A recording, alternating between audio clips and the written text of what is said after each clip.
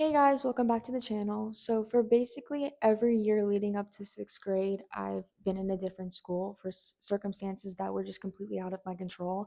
And I feel like every time I try to share my experience with somebody, they just can't quite grasp it. And I totally understand why they can't, because most people that I meet have been staying in the same school for the majority of their lives, unless they have parents that, travel from town to town or city to city, which is totally understandable. But I feel like most people don't really have the lessons that I've been able to, unwillingly learn throughout my life. And here I'm going to share them with you guys. Okay, so there were plenty of years where I had a lot of friends, and there were years where I had no friends. And coming from somebody that, even up till now, was always a floater, didn't have their own clique or cliche or whatever you want to call it, I didn't have my own like place to be when it was like around people. I didn't have my own like group. Don't force yourself to be in situations or in groups that you're just not meant to be in. I definitely try to force friendships that clearly didn't work out because those people weren't meant for me.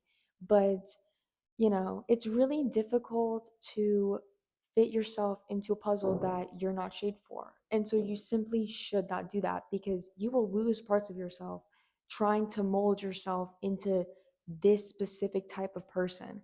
And when you do that, you lose all of the progress that you made when healed from leaving one area, in my case, one school, just to, be ready for the next one. Don't do it. Don't change who you are. Sometimes it's okay to be alone, because when you're alone, you start to figure out who the heck you are. And sometimes that's all you need.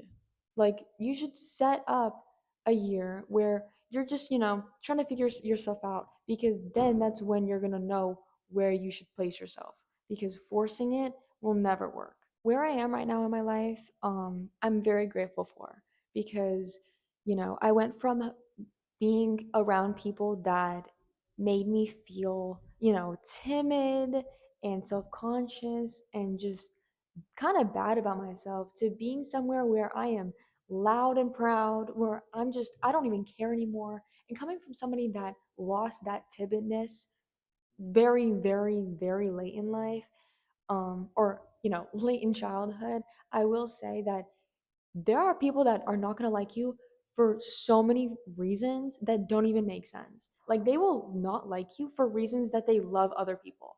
And that's totally okay. I went from, being so self conscious about myself and how people viewed me, that I stopped paying attention to the things that I enjoyed, because the things that I enjoyed started to feel embarrassing to me, because I was like, oh my gosh, the people over there don't appreciate who I really am, and they're just laughing at me, or like they think I'm weird, whatever. Don't fall under that pressure, because I know it's easier said than done, but the moment that you realize that your life is in your hands and it's really meant for you, you're going to realize these people don't matter. At the end of the day, at the end of our lives, we're all going to be under some giant rock with our names on them. And that's going to be it. Nobody's going to care in the world when you're dead. So it's, you need to sprout out and find who you are by just simply being who you are. Enjoy the interests that you enjoy. Find what it is that you are missing out on. Start the hobbies that you've never started, because there's going to be a point where you're going to realize, why didn't I start these things? Just because these people have a problem with it? But what about me? Like, what about how I'm feeling? Because that's your thing, not their thing. It's nobody's business what you do with your life, but it's completely yours. Now, something that I realized in the years that I didn't have any friends, and I mean like no friends, um, was that it was okay to not have friends. It was not my fault, and it's not your fault either if you struggle with making friends. When you change atmospheres and when you enter a new environment, most of the time there are going to be people that have already known each other for a long time. And that was my main problem when I would go to these certain places, because those people were already established. They already had their groups and their friends and their tropes and their whatevers. And I was just a new person. And nobody likes when a new person comes around and just interrupts their group and like, you know, makes it just difficult for everybody. And I don't mean to say that to be harsh, but that's a harsh reality that a lot of people just don't want to accept. Um, but never take it personally that people don't like you or they're not ready to accept you because simply you aren't ready either in those situations that you meet somebody new because you might be excited to make a new friend, but deep down, you know it that you're like, hey, I really don't want to bring a third or fourth or fifth or sixth or etc. into our group because we already have our things going on and all that stuff. Like you might be excited to meet a new friend and meet somebody different, but take it from that perspective. I had plenty of people that tried to bully me, very well-known bullies in some of these schools that I've went to that have tried at me. And one of my best pieces of advice to handle bullies is to just stand your ground and show them that you're not the kind of person that they're used to bullying. You're not the kind of person that they want to bully. There was this one time in fourth grade where I was in a situation where someone attempted to be above me, attempted to be the higher dog. And you know what you do? Someone threatens you, someone says nasty things to you, you stand in front of them, you act indifferent, and you show them the exact same energy that they're giving you because most of the time, these bullies have no lives. They feed off of these people's intimidation. And that's all you need to really know. Most bullies do it because they're insecure. So when you first enter some place that you're not, you know, very well known in or somewhere where you're completely new to, don't let people intimidate you because they are most likely even more insecure than you are being right in that moment. When you are busy pondering and crying and, wondering what the heck is wrong with me when people don't want to be your friend when you enter a new establishment, it's time to spectate them. That's the moment in your life or just a moment in your day where you get the opportunity to learn about who people are and the different types of people that you could come across in your lives.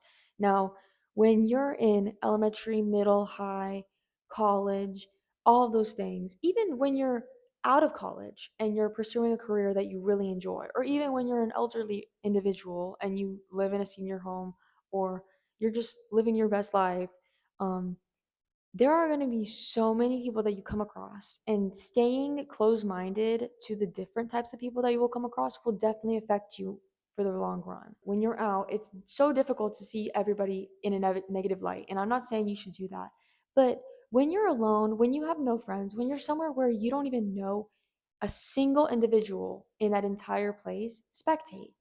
See the kind of people that you're around because most likely it's not going to be the last time that you come across that type of person. And maybe your first interaction and exposure with them will lead you to better communication and better life skills living on. There are going to be so many different people that you meet in your life that are going to have so many different views about you. They're going to have different perspectives of you and they might not even make sense. They might be even made up if they don't even know you in real life.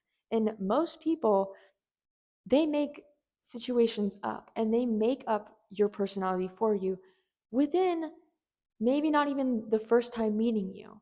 And about that, don't be intimidated or nervous or anxious or nothing when it comes to what people think about you because there's a variety of things and ways and perspectives that people could see you through and, you know, ways that people can view you as an individual.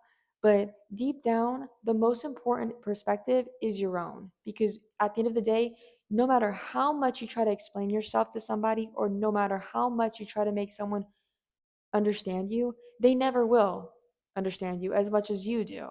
And if you understand yourself, you'll know how to navigate the world with so many people seeing you in the reddest form of light.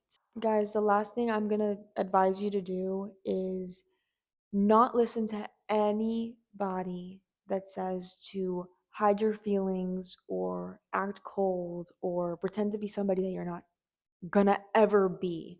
Because, when you suppress the emotions that you're feeling, not only does it affect literally everybody around you, but it affects who you are and your way of navigating the world. I'm not saying that you should cry over every inconvenience or tell every single person you like that you like them immediately. Never do that. Like, you should know how to, communicate and not be a freak, basically.